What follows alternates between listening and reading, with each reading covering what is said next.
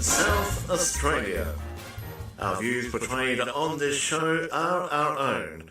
They are our opinions and no one else's. We are not doctors or healthcare professionals. We're just two blokes with a ton of lived experience looking to lend a hand to anyone who needs it. If you or someone you know is having a crisis, you should ring the mental health crisis number on 131465.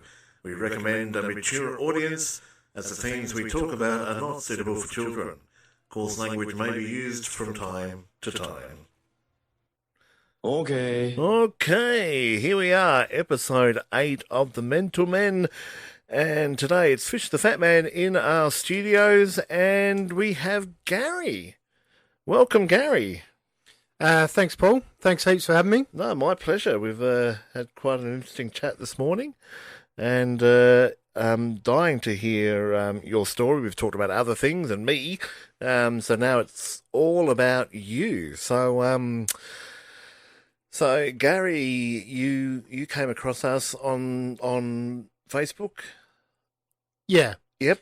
And you put some posts up, and we've had some interaction on there. And so what actually attracted the Mental Men to you?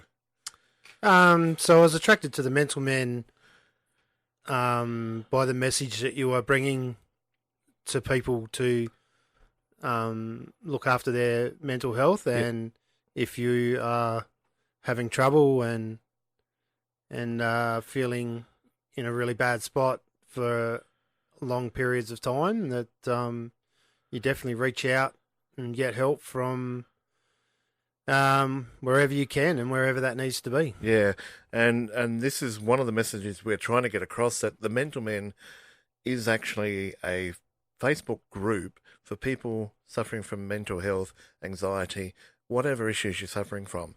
If you want to chat to like-minded people, people that have been through similar stuff to yourself, because no one really goes through the same thing as you, and it's just people there that are, have suffered, are suffering, and it's just, if you want to vent, this is the page for it. So, our mantra is, reach out, don't stress out. So, Mental Men Facebook page, the group, there is a page as well, but it's the group primarily that got us onto the podcast, because people wanted to tell their story, and so what better way to do it than on a podcast? So it means the show's working, because someone's listened. We've got at least one listener, and he's now on the show with us. So Gary, you're a life coach. What is a life coach? So from my perspective, Paul, a life coach is someone who helps people to overcome situations that they struggle to solve on their own. Yep. And to help them through some periods and support them along their journey, and to put some things in place to, get them to where they want to go, and to support them and keep them accountable along the way. Because I know, especially me, if I'm in a real downer, I just I don't go around moaning and complain about it. I just sit in my own wallowing and I'm pretty much uninspired until the desire comes back to be inspired. So I guess someone like yourself would sort of, what do you do to ring them up? You say, come on, get your shit together, let's go, and, get up, let's do this, what is sort of, is that far from the mark, or you're a bit more humane? Yeah, well, there's a bit of that to it sometimes, Paul. I mean, sometimes we do just need to kick up the arse, don't we? But we also need to know that someone's listening and that someone cares, Yeah. and yeah, have tools and techniques in place to keep you accountable and keep you on track, and yeah, and to help you overcome feeling dark and as though there is no light at the end of the tunnel. So what sort of person would typically need a life coach? Do you get more, is it more depressed people? Is it people going through trouble through their year 12? Or is it what sort of clientele needs a life coach? Well, it's pretty much how long is a piece of string, Paul, really. Yeah. Anyone can get a life coach, anyone, and to be honest, like a lot of life coaches are to coach people at any time, but a lot of them have their niche as well. So with myself, I mean, I actually have employed a few life coaches over my time, and it's to help me set some goals and to ask some questions that you don't think you know the answers to, and to anyone can use them. And if you want to definitely, if you want to improve your life in whatever area of your life you want to improve, there's all different parts of your life that you want to improve, and you sometimes need help with relationships, wellness, lifestyle, all those sorts of things. So why did you become a life coach? What were you beforehand? What did you do before you realized that you wanted to be a life coach? So yeah, basically a bit of my story is I was a farmer and still do own property that my wife and son run now. Yep. And I had a traumatic experience in 2004, and then I had another one in 2006, and also came under a lot of financial pressure at that time. And as I think I've heard you say, Paul, financial problems just don't go away. Money is the root of all evil. Yeah, it can be. But so I went through a period of depression there. And I was virtually at the stage where I was working out who was going to, not find me, not here anymore. And then luckily I was able to get help from a medical. I went and saw my GP, and was able to go on medication, and then continue along the journey, and then about 5 years ago now, I think we started doing a business course, a farming business course, and it does help you improve your business financially and look at that from a really great perspective. But the part that I got out of it was about looking after yourself, and especially in a scenario where you are the business owner. Yeah. It is so important to look after yourself first, and to be able to, spend the time you need on yourself, and then it will transform into your business. And then, and through all this learning and growth and some coaching myself, I had the vision, I guess, that I wanted to be able to help people overcome these problems and overcome depression, and definitely avoid people taking their own lives. Isn't it funny how the universe just, you're doing this business course, to improve life on the farm, and, yeah, I know us city folk have got our own problems, but geez, the farmers have got it rough and have had it rough. Couldn't imagine what, people like yourself and, oh, I can't imagine it. It must be a lot of depression and anxiety, in, the whole outback farming and, because Australia's not a kind country to you sort of people. No, no, it's not, And I and don't mean that disrespectfully, you sort of people, farmers, whether you own a station or whatever. I know people that have, um, gillaroos, jackaroos, and people have worked on the farm. It's tough to begin with, but then throw in what Australia throws in at you, then you know everything else, world crisis, and geez, um, out of it you become a life coach, and but you didn't see that coming. no, certainly didn't see that coming. But yeah, it's just about your mindset, really. I mean, it's a to put it very simply, it's a case of seeing the glass half full instead of seeing it half empty. Yeah, It is quite simple, and is that hard to like? How would you life coach someone with anxiety or depression? I guess it's really hard, and well, I'm very stubborn, and how do you change someone's perception of life? um, I know well, that's a bit of a question without notice. that's a good question, but to be honest, it is just simple steps, like just little steps, one step at a time. Um, you know, you, to get a routine is quite important to your mindset, Yeah, because life goes and on, doesn't it? life will go on. And when I was going through my worst period, that's all I wanted was for the world to stop and for the world to.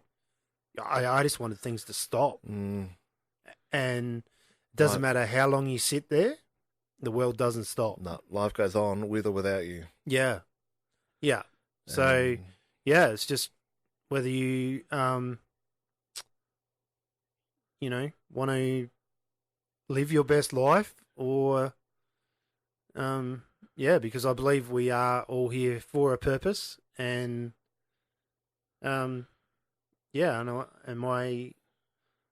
I believe my role in life is to help people with that. mm, hats off to you. There's a lot of people that need help, and they're everywhere, out in the land, in the cities and suburbia.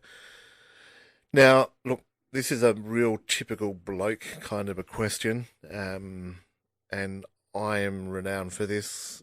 I will not spend money on myself. If something's going to cost too much to go and get a check or a scan or something like that, I won't do it. It's just, I won't.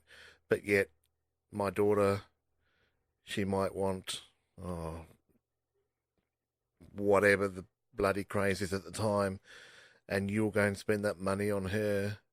So she's got another bloody toy she won't play with in a week's time, stuffed into the playroom. But, we won't spend it on ourselves for our own health and well-being. So, um, the, the first question that came to my mind is, is it expensive to have a life coach? And, how long does the average person need a life coach for? I guess that's an open-ended question as well. It is a little bit. There's totally different levels of life coaches. Depends on your life experience. It depends on the training you've done. And yeah, I mean, and back to spending money on yourself or the toy. I'm sure if you asked your daughter which would she rather have around in the next 5 years, the answer would be you. Touche. Well done. So, Good answer. um, Yeah, and especially as a business owner, you like if you can't think straight, if you're not thinking straight, you don't make good decisions. No. Um, you are so clouded, Well, and it's not just businesses, I've had times, where I've been driving and all of a sudden you're at Port Adelaide and it's like, shit, I don't even remember from, when I was at Hallett Cove. How did I get to Port Noarlunga here without even thinking about it? It's it's everyday life. If you're not in the right place, your whole life's affected, yeah, not just business. and those around you. Yeah. Unfortunately, when you're in that state and you live in that state, um, your family are the ones that suffer because they are the ones closest to you, and they are the ones that ultimately you strike out at, and quite often they are the ones that you blame. Yeah. But one of the one of the things is of a lot of the learnings that I've had is when you point a finger, there's actually three pointing back at you. So, um, don't be blaming other people. Living in a life of blame doesn't help anywhere, and it only makes the people around you feel hurt. Yeah. And you don't want to hurt them.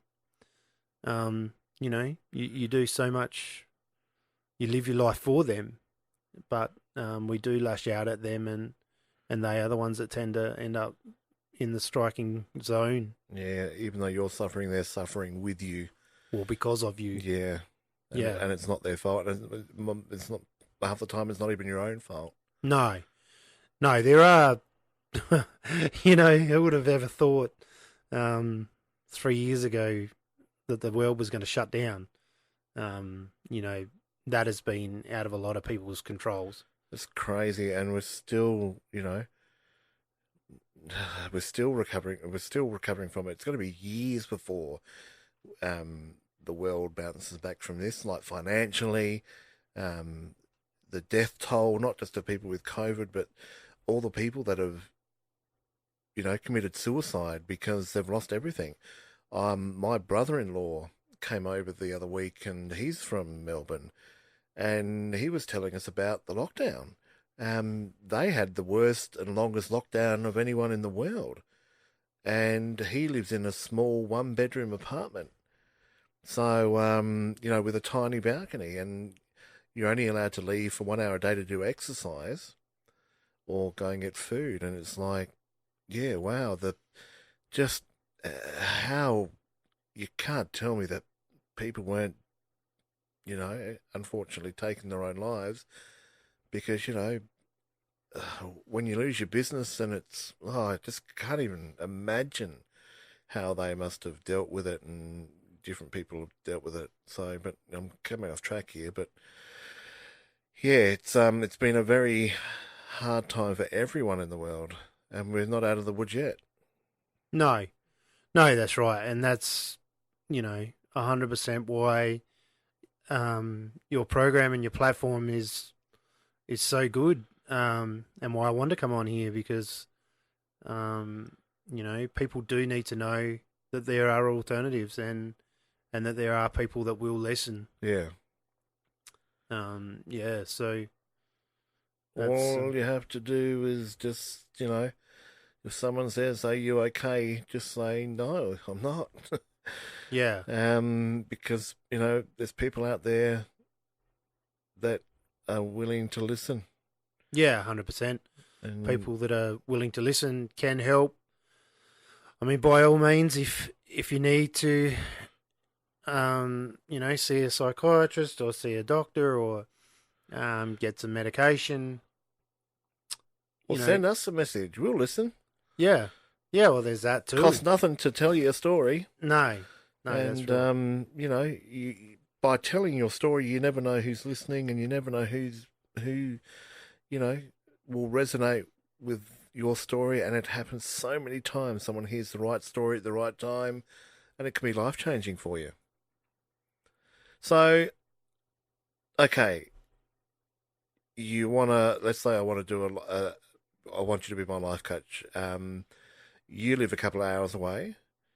So do you do your life coaching? Is it something you do face to face, or is it something you can do online, or is it a mixture of both? How do you do it? Because I'm new to this, so I'm asking the questions. Yeah, so definitely um, usually set a meeting up and then over Zoom. Yep. Yeah, definitely over Zoom. So then you can do it worldwide. I've had some clients from the UK and that's been just unreal. Like I love meeting new people and being able to experience things that you can't in person. Yep.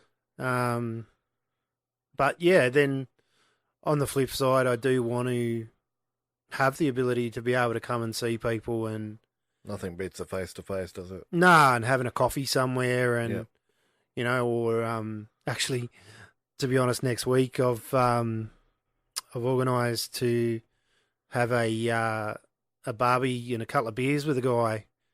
And just to talk about our story. So definitely, if that was something that anyone was interested in or something, I could definitely bring that as well. I mean, obviously, it's a reasonable expense to be able to do that, time wise, and the price of fuel now is Oh yeah. a bit crazy. But yeah, that's how I want to end up living my life. Actually, is going around and bringing awareness to the fact that definitely taking your own life isn't the right option, and that there's other options out there. Yeah, it's at the time, when people are at that stage, it's an option, but it's not the only option. And that's what, people need to take out of this is, there are other options, and at the time you can't see them, but there are, and by maybe speaking to a life coach or reaching out, they can help you find that reason to not do it. So do you need special qualifications to be a life coach? Or if someone has a sunny disposition and good with people, can they just be a life coach? What's involved with being a life coach? Um, well, I guess it depends on how transformational you want to be. Yep. Yes, I mean, just talking to someone definitely does help. Yep. And your lived experience is what you draw on. That's priceless. Yeah. Someone's lived experience. Yeah, that's right. There's a guy called Tony Robbins. I don't know if you know, but his message, he says, your mess is your message. So, what you've lived is what you can relate to and bring to the fore a little bit. I like that. Do you reckon he's trademarked it? Not sure, but I've just used it, so yeah. I could be done for counterfeit or no. We're just something. promoting. It'll probably help his book sales. Your mess is your message. I like that. That's cool. I've never heard that before. Yeah. So, and I've actually done. The last 12 months, I've done a couple of courses on NLP, which stands for Neuro Linguistic Programming. Okay. And so let's just say someone out there has got no idea what that is, and it's really, really me. I got no idea what that is. Explain that to a simple person. Well, to a simple person, it is some tools and techniques to help you. There's 42. I think it's 42 NLP tools, and they are to help you overcome limiting beliefs, to clear anger and emotions, to help you work out and get a better understanding of why you think some of the things you do. And when, as we said earlier, when you're a baby, you're not born with any of, you're not born with any of these thoughts in your head. So they do become learned behaviors, and yeah, and so yeah, I've done that and have seen the differences that some of those techniques can make, and they do help people overcome some for trauma, some for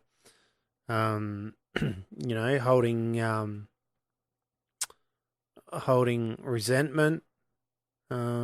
Yeah, all these types of things we can work towards. I'm just sitting here going, tick, tick, tick. I think maybe we need to talk. I'll have to book in a session. Definitely.